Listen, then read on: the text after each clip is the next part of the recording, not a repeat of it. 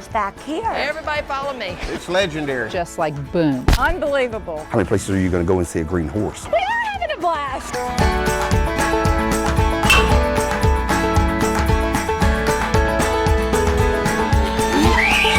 Double nut mustard ketchup. This is the way we do it. Delicious. I think it's going to work out. Welcome to this special Lighthouse edition of the Tar Heel Traveler. I'm Scott Mason. Lighthouses, such landmarks. Several significant ones line the North Carolina coast.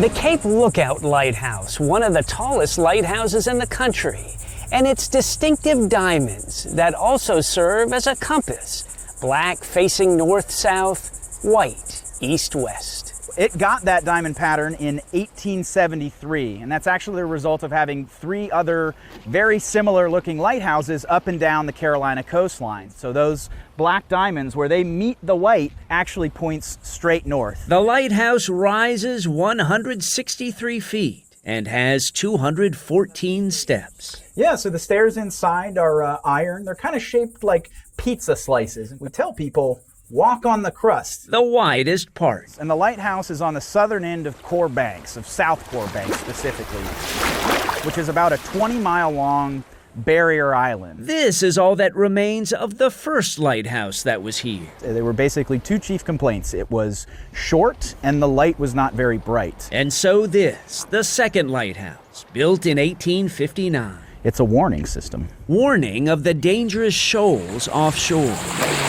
But ultimately, their primary duty is to keep that light on. The lighthouse keepers, who lived here. The first fuel source we used is whale oil. The keepers had to carry 40-pound containers of whale oil to the top. As you can see, it's a brick lighthouse. 9 feet thick at the bottom. I think the lighthouse is fantastic. I think it's the symbol of our community here in Carteret County. I gotta be honest, you can't beat the view from the top. It is just awe-inspiring to have this completely flat landscape and a completely flat ocean, and then a 163-foot high tower right in the middle of it. North Carolina has some tall lighthouses, some impressive lighthouses. Then there's the state's oldest lighthouse, Old Baldy. It makes you wonder, you know, like if it could tell a story. It was here when the founding fathers were around. That was a long time ago, yeah? It was built in 1817. It looks old and it shows its age, but it's very graceful all at the same time. How tall is it? 110 feet high. How many steps? 108. 108 steep steps. Did you lose your breath climbing all those steps? I was a little nervous, but I did it. Love it. It is magical. It's a little Americana. Americana with ties to Thomas Jefferson. It was Jefferson who, in 1795, commissioned the first lighthouse on Bald Head Island. Less than 20 years after it was completed and operating, by 1813, it had serious erosion and structural issues. The first lighthouse led to the second, this one, Old Baldy, born of Jefferson's folly. But it was primarily built from scratch in the Federal Octagon style, which was the same style as the first lighthouse. It's got character, it's got charm. We went all the way upstairs. The final stairs. Up a ship's ladder, 9 rungs, through a hatch and into the lantern room. This is awesome! It's just what it is. It's God's hands at work. Old Baldy's light was first lit with whale oil and then kerosene. And in 1935, the light went dark. The lighthouse stood empty for years till the 1980s. It was stabilized and repaired. And then opened to the public. It's been here the longest. I mean, I feel like this island was founded because it was a good spot for the lighthouse, you know? Have you been to other lighthouses? No, this is my first one.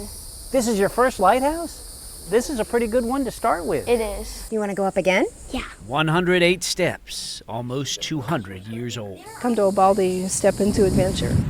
Lighthouses, with their distinctive patterns and bright lights, can sometimes steal the light from other lighthouses. But those other lighthouses have their own distinctions. Take, for example, North Carolina's last brick-and-mortar lighthouse. Okay, y'all wave to me when you get to the top. I'll be looking for you. It's a long, long way to the top, 162 feet. Well, the biggest thing, if you're climbing, is 214 stairs. That's what you pay for. We got 6 free ones out front. The Currituck Beach Lighthouse. 1875.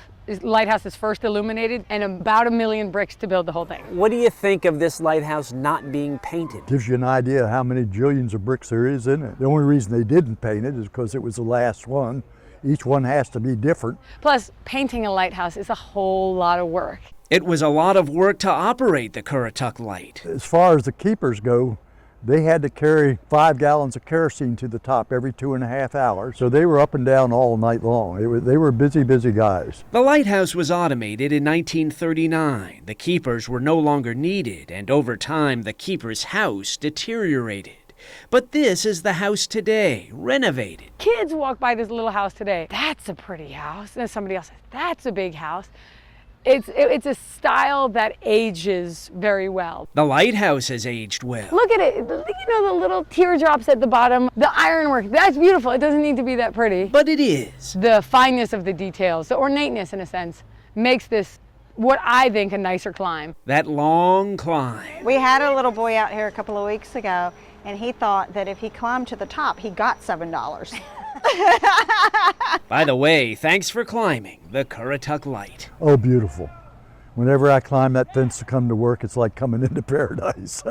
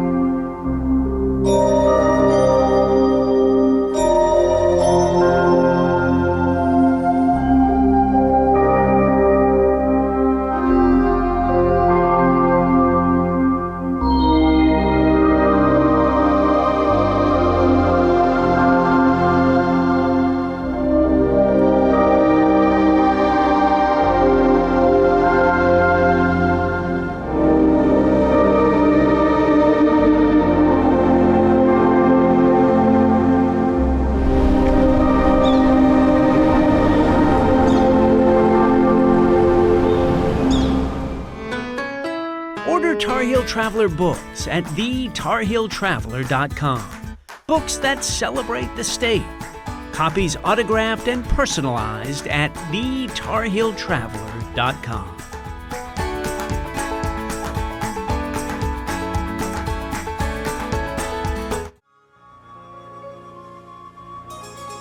People feel very deeply about that lighthouse. It's just a pictorial gem. It's just amazing. It's just an amazing structure.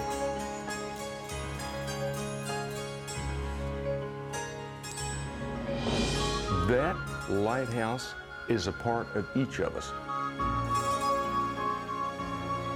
It speaks to not the structure, but to the spirit of what we are. I mean, that thing speaks to all of us. Welcome back to this special Lighthouse edition of the Tar Heel Traveler, celebrating those majestic sentinels that don't always stay in one place. In 1999, the Cape Hatteras Lighthouse moved away from the edge. A mechanical ballet. For me, it's kind of like watching an old friend. Incredible. Barely tell she's going. That guy standing down there, he's still greasing the track as the darn thing's moving. I guess he's pretty confident in the way it's built, eh? Inching it along. Inch by inch. Mary Joy, the lighthouse is moving. Casey, can you see? Yeah. It's beyond me. Coming again, here we go. Swing low, sweet chariot, You're coming for to carry me home. Swing low, sweet chariot. You're coming for to carry me home. I looked over Jordan, and what did I see? Coming for to carry me home was a band of angels just coming after me, coming for to carry me home. Slow it down some, Mike. Slow it down, slow it down, slow it down. Got 5 inches to go. 4 inches, 3 inches, 2 inches, inch and a half, 1 inch. Hey, that's it, baby. Whoa, right there. That's it. All right. From sea to shining sea.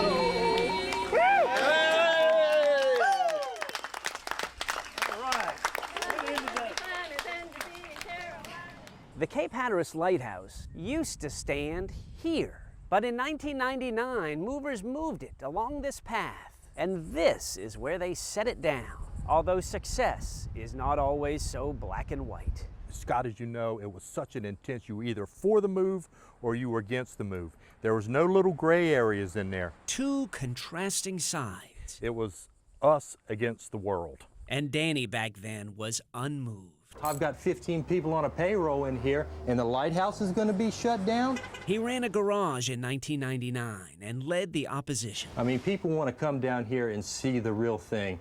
They don't want to see a lighthouse that's been cut in half, moved half a mile, Walmart wannabe, when they can have the real thing. History took place on that site.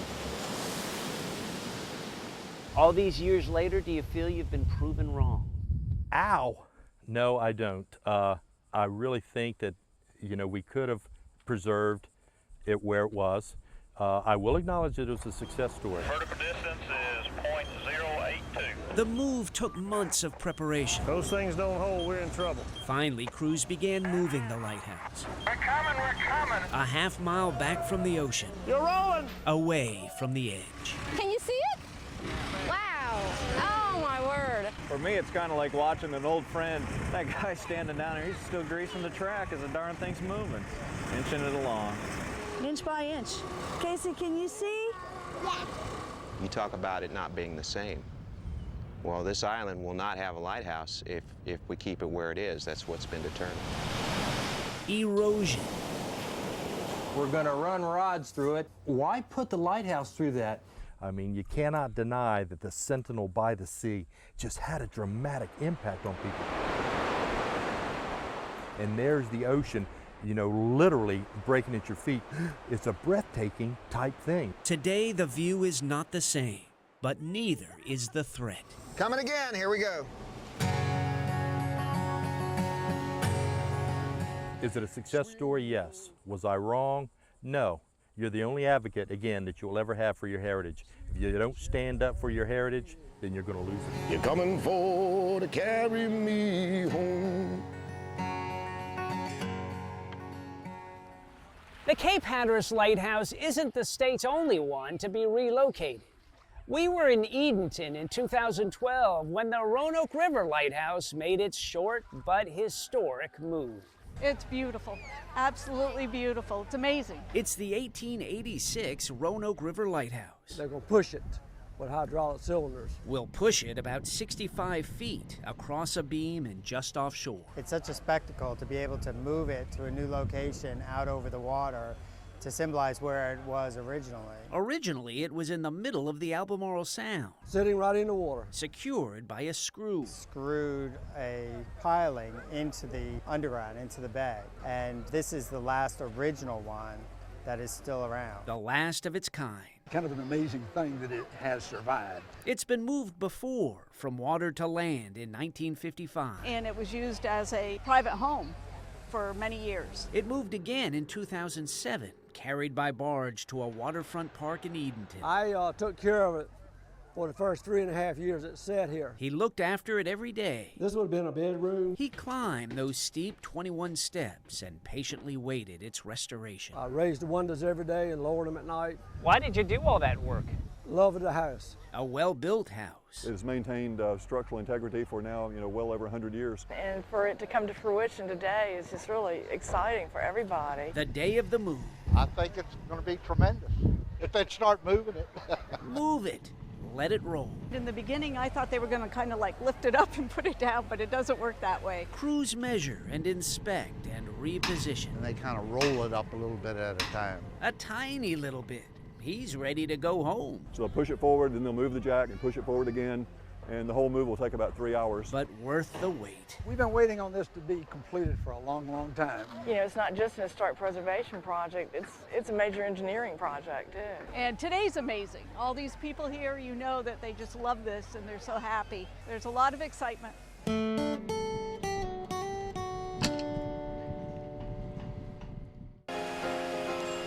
It's a symbol of everything that's great about this country.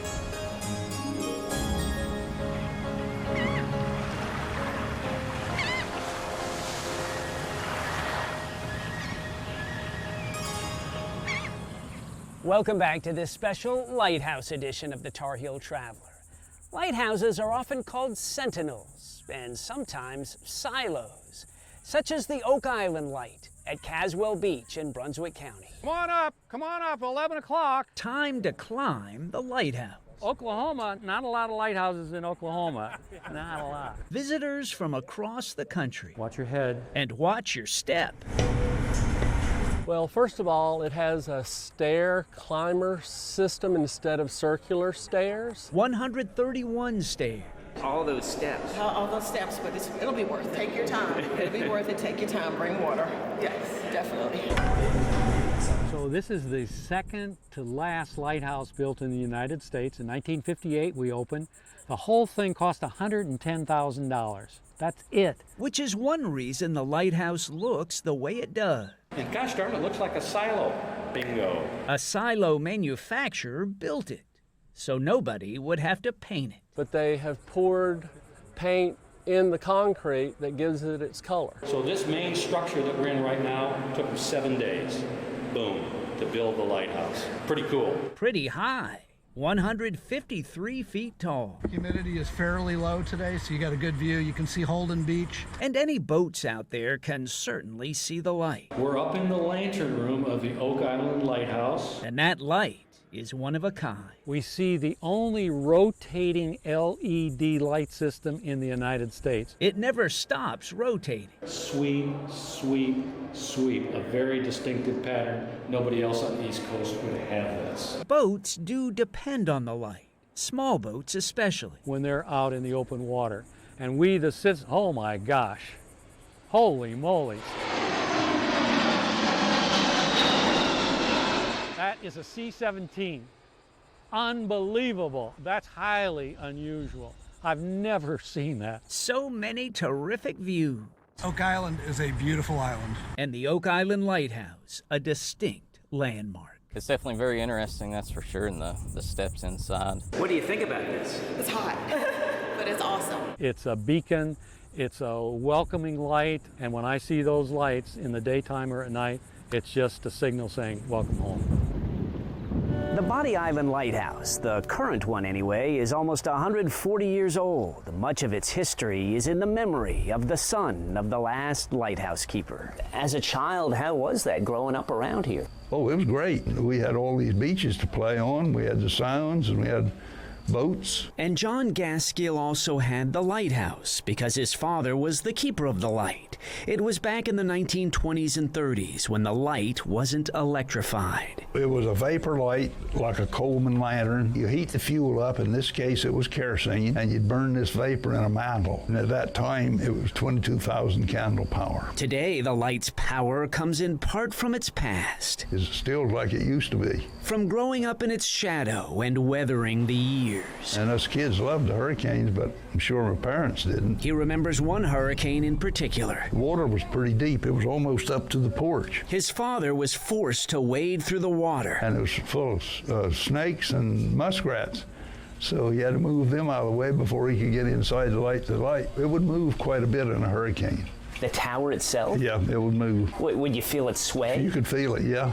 Was that scary at all? Well, I thought it was fun. There were lots of fun times. I had a Chesapeake Bay Retriever dog. He would go up the tower with me, and he's the only dog I ever knew that would go up there.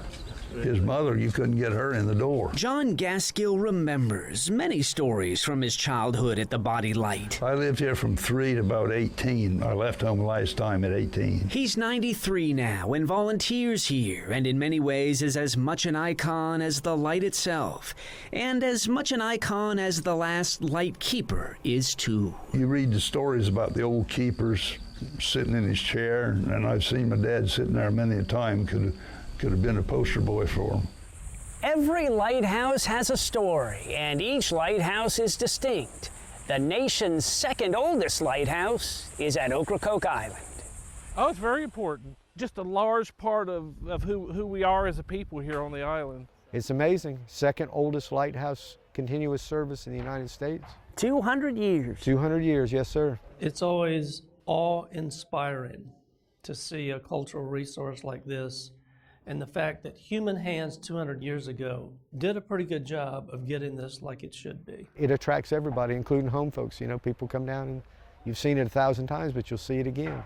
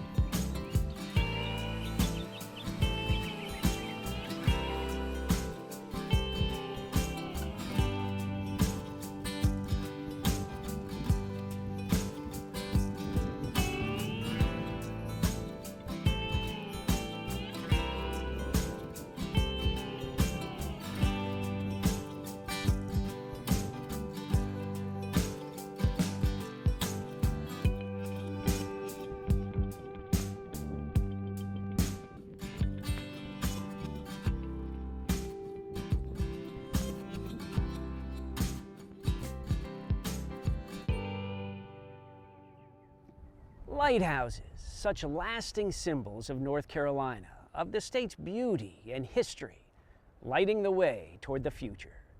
We hope you've enjoyed this special Lighthouse edition of the Tar Heel Traveler. We'll see you again next time down the road. I'm Scott Mason, the Tar Heel Traveler.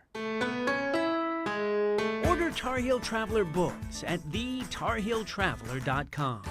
Books that celebrate the state. Copies autographed and personalized at thetarheeltraveler.com.